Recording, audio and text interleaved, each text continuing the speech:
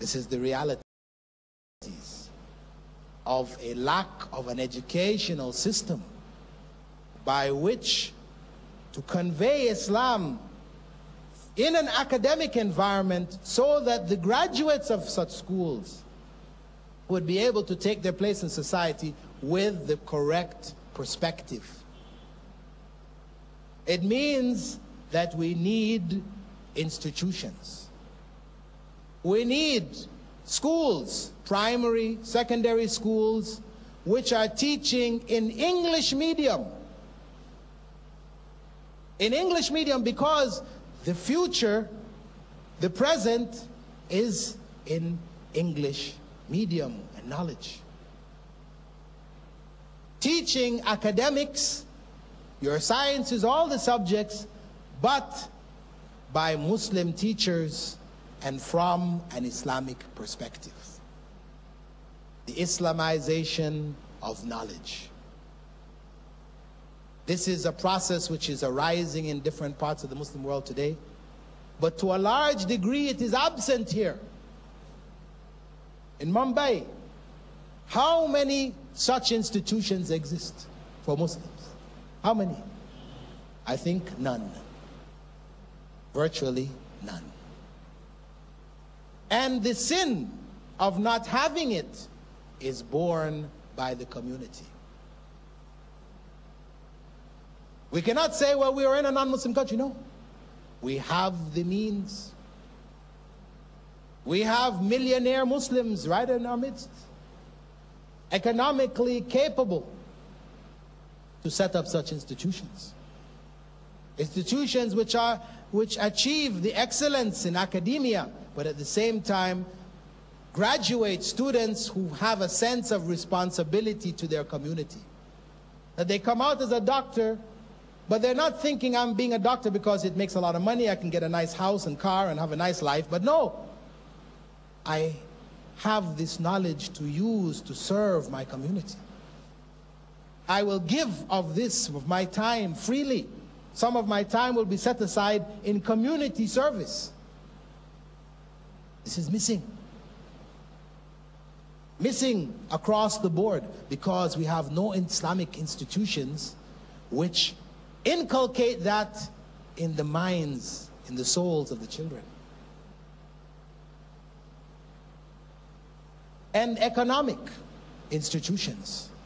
Muslims are involved in riba up to their eyeballs. And it has been justified. But Allah said that He and His Messenger have declared war on those who refuse to give up riba. We have the means to set up alternatives. Islamic banking is something rising in other parts of the Muslim world. It needs to be established here.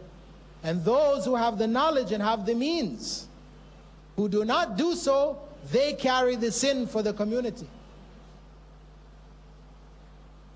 Because they could save the community from this evil, and they deliberately choose not to.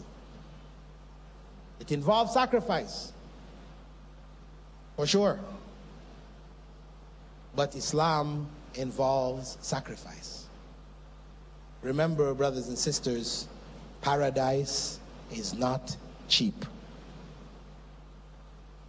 There was a time in Europe during the Crusades when the Pope offered what were called indulgences.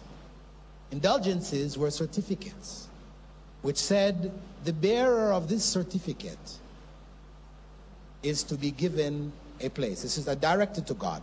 The bearer of this certificate is to be given a place in paradise.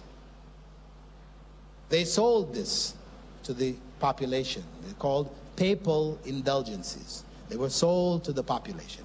People paid money, and bought these certificates signed by the Pope, guaranteeing them places in paradise. Okay, this is history. Muslims today feel that they are guaranteed paradise.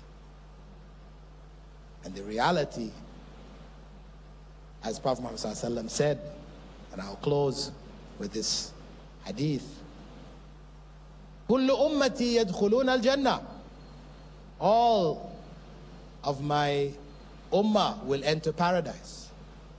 The mass of Muslims heard this and said, MashaAllah. No need to do anything after that. The Prophet ﷺ has said all of his ummah is going to paradise, finish. That's it.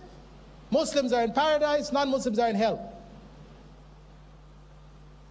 But the Prophet ﷺ didn't stop there. He went on to say, إِلَّا مَنْ أَبَى, except he who refuses. The companions asked the Prophet ﷺ, وَمَنْ يَأْبَى يَا رَسُولَ اللَّهِ, who would refuse, O Messenger of Allah? He said, Man ata'ani dakhala al-jannah. Whoever obeys me will enter paradise. وَمَنْ عَصَانِي فَقَدْ أَبَى. And whoever disobeys me has refused. Whoever disobeys me has refused to go to paradise. So let us get back to the realities of the religion, built on the foundations of the Quran and the Sunnah. Let us transform that knowledge into faith by living in accordance with the Quran and the Sunnah, not merely speaking about it, being aware of it, but living in accordance with it, because it is in the living that faith is born. Assalamu alaikum wa rahmatullahi wa barakatuh.